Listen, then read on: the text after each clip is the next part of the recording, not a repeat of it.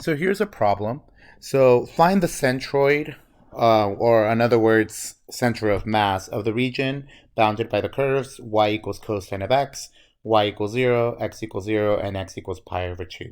So this word centroid is just a fancy little word that just means center of mass.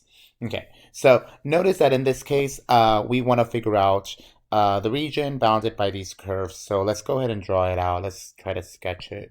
So the cosine, remember, it starts at 1 when x equals 0.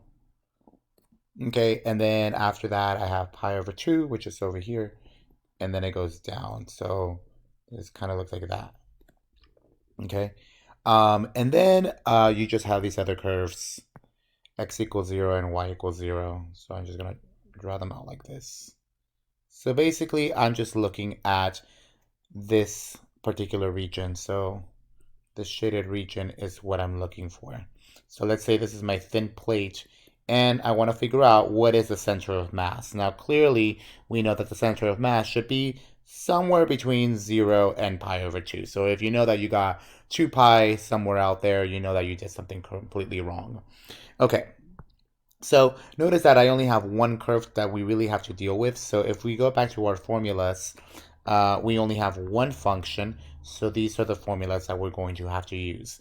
Now, typically what I like to do first is I like to find what A is and then figure out what X bar and Y bar is. So let's figure out what A is. So let's first, if you want, I can just go ahead and write down the formulas again. X bar is equal to my over m, if you want to say it, which is just equal to 1 over the area integral from a to b of x f of x dx. And then y bar is just equal to m sub x over m, which is just equal to 1 over a integral from a to b of 1/2 f of x whole quantity squared dx. And remember that the area is just the integral from a to b of f of x dx. Okay, so here are the formulas that I'm going to be using to solve this problem.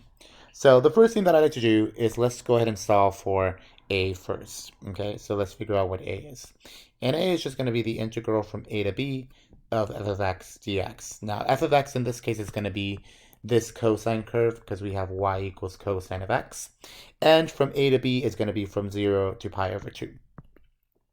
So I'm going to have the integral from 0 to pi over 2 of cosine of x dx. Okay, integral of this is just going to give me sine of x. This is going to be from 0 to pi over 2. Okay, and what I'm going to get is 1. That's my answer. Okay, well, that was it.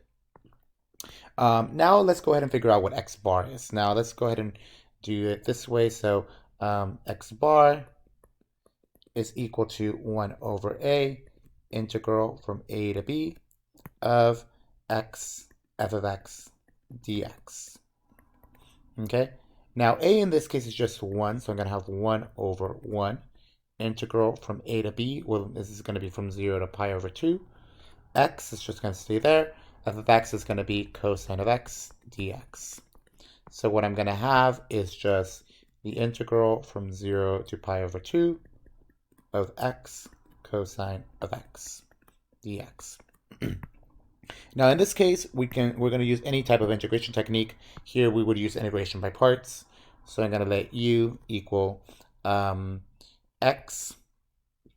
dv is going to be equal to cosine of x. du is going to be 1 dx. And v is going to be sine x. Oh, this should be a dx right here. Okay, so I'm going to have x sine of x is going to be from 0 to pi over 2 minus the integral from 0 to pi over 2 of sine of x dx. Okay, this is going to give me x sine of x from 0 to pi over 2. Okay, minus, this is just going to give me the negative cosine of x from 0 to pi over 2. Okay, so I'm going to go ahead and plug in pi over 2 first. Let me go ahead and make it positive 0 to pi over 2 plus cosine of x 0 to pi over 2. So I'm going to plug in pi over 2, and then I'm going to plug in 0. So I'm going to have pi over 2 sine of pi over 2 minus 0 sine of 0.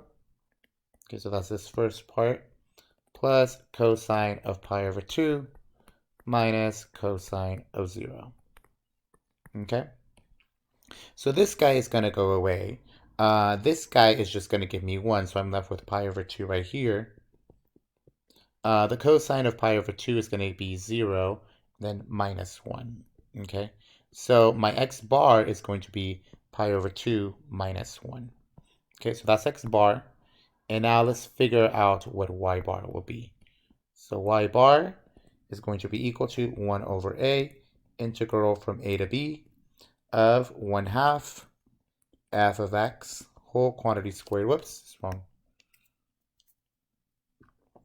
whole quantity squared dx. Okay, 1 over a is equal to 1, integral from 0 to pi over 2, 1/2. Then I'm going to plug in cosine, so that's going to give me cosine squared x dx. Okay, so all I'm left with is 0 to pi over 2. Let me take out the 1/2. Cosine squared x dx.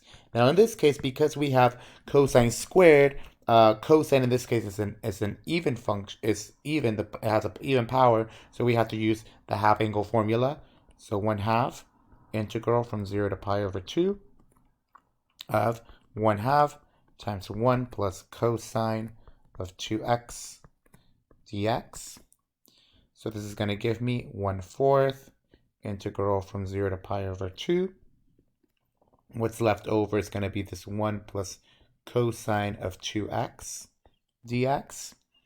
Okay, and now I'm just going to take the antiderivative of this. So I'm going to have 1/4 times x. This is going to give me plus 1/2 sine of 2x from 0 to pi over 2. And then when you plug it in, you're going to get pi over 8. Okay. So my center of mass, x bar, comma y bar, is going to be equal to the first thing that I got, which was pi over 2 minus 1. And then the next one is pi over 8. Okay. Okay, so yes, these problems are a little lengthy. They can be a little bit difficult to, well, they're not difficult, they're just very, very long. But again, it's really good because it makes you do a whole bunch of these integration techniques that we've learned in the very beginning of class. So in the next problem, I'm going to do one where you have bounded by two curves.